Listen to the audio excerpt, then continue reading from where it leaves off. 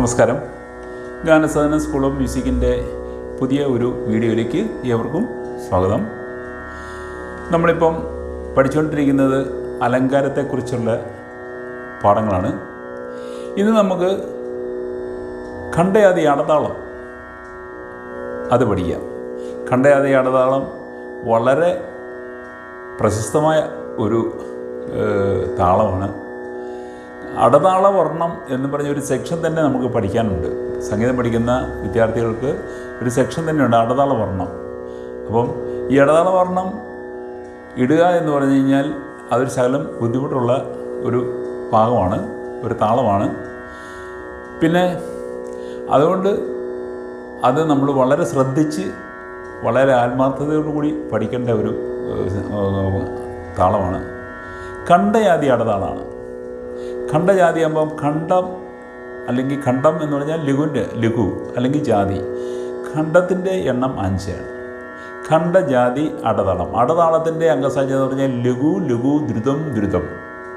അത് ഖണ്ഡജാതി ആകുമ്പം ലഘുവിൻ്റെ എണ്ണം 5, ദ്രുതത്തിൻ്റെ എണ്ണം 2. അപ്പോൾ 2 ദ്രുതവും 2 ലഘുവും. ആദ്യം 2 ലഘു, അത് കഴിഞ്ഞ് 2 ദ്രുതം. അപ്പം 5 5 10 12 14 ലക്ഷം വരും ഖണ്ഡയാതി അടതാളത്തിന്.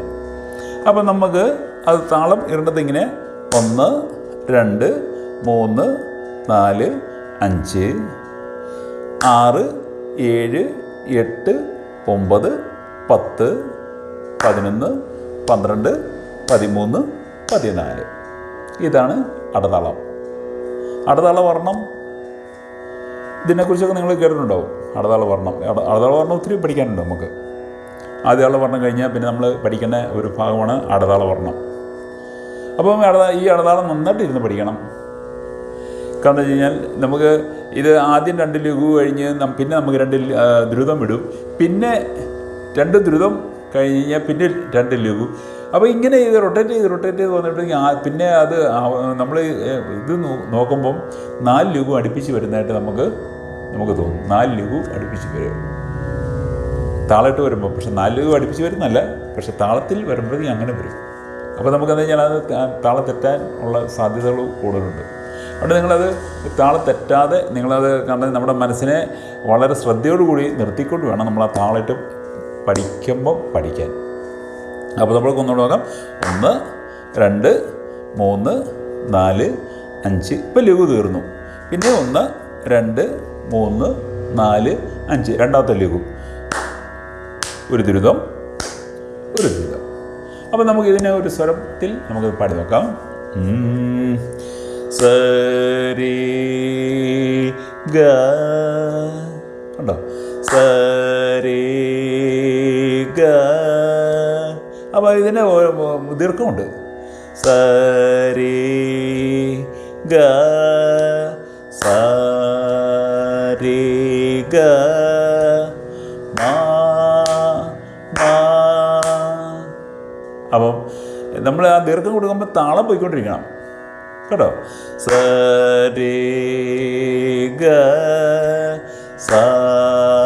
പിന്നെ ആദ്യത്തെ സായിക്ക് ദീർഘം വരുന്നത് സരി ഗ മാ മാ രി ഗ മാ രി ഗ മാ പാ പാ. ഒന്നിട്ടെ. നിങ്ങൾക്ക് പതുക്കെ ഒന്നാം കാലത്ത് നമുക്ക് ഇട്ടാൽ മതി. സരി ഗ സരി ഗ മാ മാ രി ഗ മാ രി ഗ മാ പാ പാ. മനസ്സിലായില്ലേ? ഇനി നമുക്ക് ഗ മാ പാ ഗ മാ പാ ദ ദ. ഒന്നോടെ.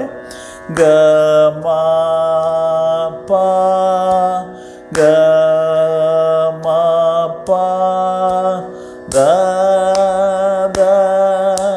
അടുത്തത് പ ധ മാ പ ധ നീ രി പ ധ നീ പ ധ നീ സ സ. അപ്പോൾ ആരോഹണത്തിൻ്റെ ആ ഒരു സെക്ഷൻ തീർന്നു. അപ്പോൾ നമുക്ക് അതൊന്നുകൂടെ ഇട്ട് നോക്കാം. സ രേ ഗ ഒന്നുകൂടെ സ രേ ഗ സ രേ ഗ മാ മാ അങ്ങനെ രേ ഗ മാ രേ ഗ മാ പാ പാ. അത് ദീർഘം കൊടുക്കുക. ഗ മാ പാ ഗ മാ പാ ദ ദ ഒന്നൂടെ ഗ മാ പാ ഗ മാ പാ ദ ദ.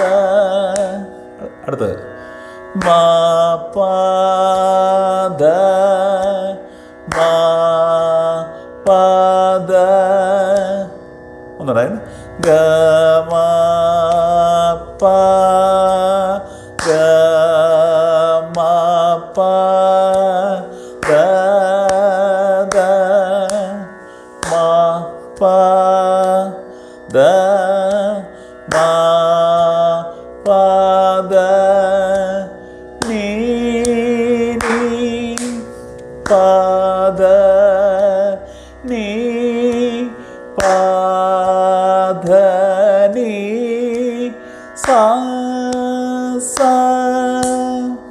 ഈ ഒന്നാം കാലത്തിൽ ഈ ആരോഹണം ഇത്രയും പാടിയത് നിങ്ങൾക്ക് അത് താളയിട്ട് അത് ബാലൻസ് ആക്കണം. കാരണം നമ്മൾ കൂടുതൽ നമ്മളിത് ഇട്ട് പഠിച്ചു കഴിഞ്ഞാൽ നമുക്ക് ഒരു കൺഫ്യൂഷൻ വരും. കാരണം വെച്ചാൽ നമുക്ക് തെറ്റിപ്പോകാനുള്ള സാധ്യതകൾ ഉണ്ട്. അതുകൊണ്ട് നിങ്ങൾ ഈ ഒരു ഭാഗം നിങ്ങൾ താളം ഇട്ട് ഒന്നാം കാലത്തിൽ തന്നെ ഇട്ട് പഠിക്കുക. അപ്പം ഇതിൻ്റെ അടുത്ത അവരോഹണത്തിൻ്റെ ആ ഭാഗം ഞാൻ അടുത്ത ക്ലാസ്സിൽ നിങ്ങൾക്ക് അത് പറഞ്ഞുതരാം.